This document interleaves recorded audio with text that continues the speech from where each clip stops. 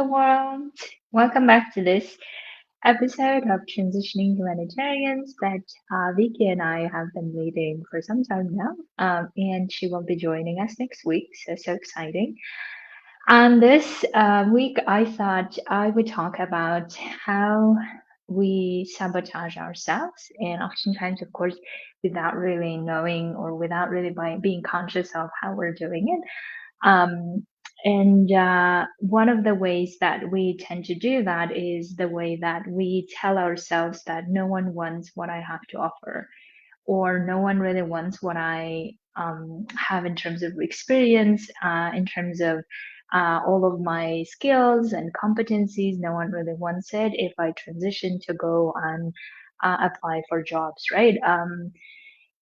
If that is the if that's the case with you currently, then we will be talking about so the reasons why we do that, what are the consequences of it, and what we can actually do to stop it, right?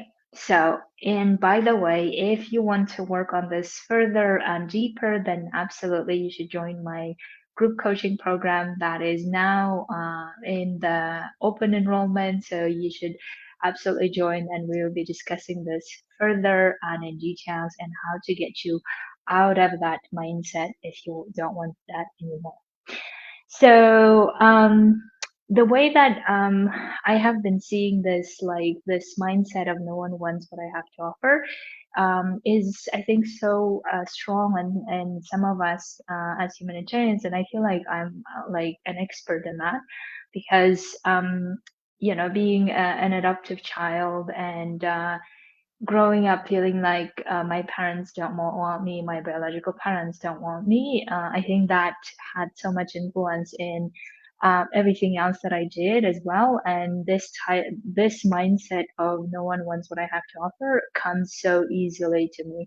And I need to always remind myself and how I want to change it. So that's why I thought that I will really share how it feels and how you can recognize it so that you don't sabotage your own dreams on the way to achieving them, right? So the problem with this type of mindset is that we tend to justify it so much. We tend to say things like, well, if I go back to the job market, there is so much competition and they will probably not really want me or my experience because they won't really understand what a humanitarian is, or they won't really understand my experience of in the war zones and then in different contexts.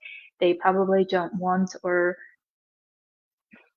excuse me, there are so many people who are already so well qualified that I will be one of them, and they definitely don't want me, right? So this is one of the ways that we can justify it, or we can also justify it another way that I have seen from another humanitarian colleague who is saying that if she goes back to France, for instance, that she will be overqualified, right? So for instance, she was saying that she will be so above the average applicants in that environment that they will be scared or they will be like not confident in hiring me, and that's why I won't get that job anyway, right? So we can justify this belief in so many different ways, and then what happens as a consequence is that we tend to then go to the interviews already half-heartedly that like what's the point, it's not going to go work anyway, I will just do it because for the sake of doing it, maybe I will get something, but um, it's not really going to yield the result that I want, so that's why I will just I'll just go and tick the box, right? Or we will also be applying for so many different things, or we will be belittling our own experience of what we have done, what we have achieved so far. We will be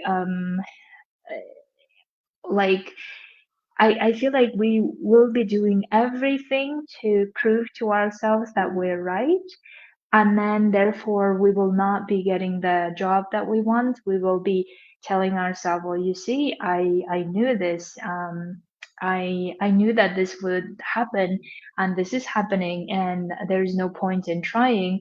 I may as well go back to what I know. right? So that's what may be happening, that we just continue finding all the evidence for how that is true, even though that's not really what we're wanting, right? Even though that's not really what we're wanting. What we're wanting actually is getting the job that we love, or creating the job we love, and then transitioning in the way that we love, and living in the places we love, and doing all the other things. But then, because our brains are so afraid initially, like so afraid of this failing, so afraid of this not working out, that we're finding all the evidence for how it's not going to work out, so that we like avoid failing to begin with. Do you see what I'm saying? So it's so crazy to think about. So we will be literally failing in advance without really going all the way through, or even if we do go through, we do it half-heartedly, that we don't really put the effort, or we just copy paste from the other things and not really pay attention to how we did it, because we don't even believe that they're going to consider our application. Excuse me. So what's the point of trying hard? What's the point of taking committed action, right? What's the point of doing all of this if in the end I will be disappointed, I will fail, so I may as well do that in advance. Do you see what I'm saying? So as I'm telling you all of this, I'm experiencing this a feeling that is so familiar to me as well, because I'm remembering all of these instances when I have done it as well, is that I would just go to an interview for the sake of going, just so I can say that I did something, but in reality, I wasn't really fully committedly in there, because I was so busy searching for all the evidence of how it's not going to work. So, if that is what's happening with you, I hear you, I feel you. I have done so many of that, unfortunately. And every time I catch myself and I realize, because oftentimes, obviously, these things happen unconsciously, right? It's not like we're sitting around and thinking, how can I fail on purpose, or how can I fail in advance, or how can I disappoint myself in advance? We don't do that. That would be creepy and crazy, but we do that very like without really knowing what's happening. So I want you to start recognizing that this might be happening to you by uh, coaching yourself, or by asking yourself this simple question. And the simple question is, why are you choosing to think this way? Right? And I know that it sounds crazy, but whenever I ask that question, what happens to me is, of course, the first reaction usually is, well, I didn't choose this. Obviously, I'm just doing it because this is true. And remember, we've been talking with Vicky to you all the time that beliefs are so strong and so dominant in our nature that we don't even realize that um, they are beliefs. We don't even recognize that this is what we're believing. We just think this is how it is. It's like the sky is blue, right? We can always find lots of statistics to back up our statement, and we are, like I was saying, I think recently, I don't remember where I was saying this, is like we rather want to be right about it than looking at why are we choosing to think this, or why are we choosing to justify what we believe to be true, even though that belief is not helping us, even though that belief is making us sabotage ourselves. Do you know what I'm saying? So don't do this to yourself. Take it from me, because the alternative is this. The alternative is that, so let me depict you the picture of what will happen if you keep sabotaging yourself, right? So the alternative is that you keep sabotaging yourself by keep getting the evidence of how it's not going to work, why it's not going to work, why no one's going to want what you have to offer in terms of experience, in terms of skills and competences, why where you're going, there is no need for this, or why there are so many people already that you will be just one of them and it won't work anyway, right? So once you keep collecting all of this evidence to to back up your belief to be true, then what will happen is you will eventually steer yourself towards going back to what you know, meaning to the back to the humanitarian field that you probably left for a reason, right? So you will be steering yourself back to the humanitarian world because in those moments, um, all your being is needing is the safety. And the reason why we sabotage ourselves is because we fear something so hard that we want to go back to what we know already. We want to go back to what where we feel like we're safe, even though that's probably not what we're wanting, or that's probably not really the ideal scenario. But our like default brain has so much need for safety that it rather wants us to go back to what we know, even if it means suffering or even if it means not achieving what we want. It rather wants us to protect and keep us safe than doing all of those things. So if that's not what you want to be doing, then important that you start recognizing this pattern of yours that is coming up. That's something like, no one wants what I have to offer, or no one wants what my experience, no one wants my skills, or whatever the way that your brain is formulating it. Ask yourself, why are you choosing it? And you will start uncovering lots of layers of why that's happening. So one of them is obviously your brain will say, well, I don't really know why I'm choosing it. I'm just choosing because that's how it is. That's how the truth of the reality is, right? I don't want to look like an unrealistic person, or I don't want to be delusional. This is what your brain will be saying, and that's okay. Let your brain say those things. And then you will also realize that it's because obviously a habit that you just happen to prove all of your beliefs to be true with the evidence outside, right? And also it's crazy how we can prove any belief to be true by gathering any evidence. That's that crazy. Anyway, and then you will be also realizing that some of this belief probably came from the childhood, like in my case, but I mean, it doesn't have to be, but oftentimes a lot of these things we probably receive from childhood without realizing that we have it. So it's good to know and have a look at there as well if we wanted to, or because we just believe that we're not good at failing, or we're not good at handling disappointment. So therefore we try to avoid from disappointment, from failure. And as a result, we tend to fail in advance. We tend to disappoint ourselves in advance without even going through all of that, right? So I'm just looking at and also, obviously, the reason why we're choosing it, because we're just wanting to be safe. We're just wanting to feel like everything's going to be okay. And all of what I said is actually doable by you, but you just need to recognize that that's what you're doing. So the way that you're recognizing, or the way that you can recognize beyond that question, you can also look at what are the all the reasons that you're gathering as to how it won't work, and get curious as to why are you so keen to gather evidence as to this won't work.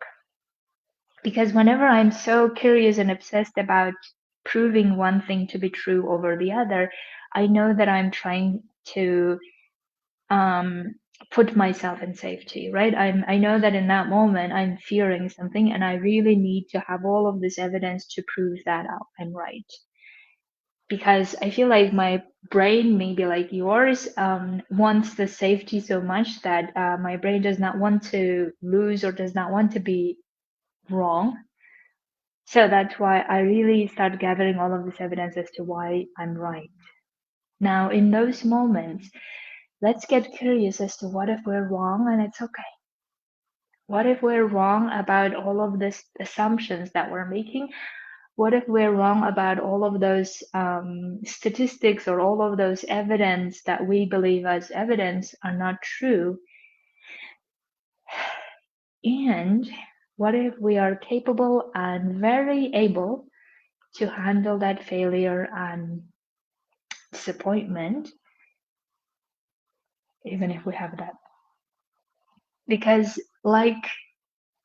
um, like I would say from many different environments you may have heard me to say is that let's rather go through committedly, full-heartedly go through that job application, job interview, believing that we can get it, believing that we're so good at this, believing that they're going to want what we have to offer. Let's go through that full-heartedly and then fail, because then at least we have something to learn, rather than failing in advance, failing or having the disappointment with our own explanation of the world.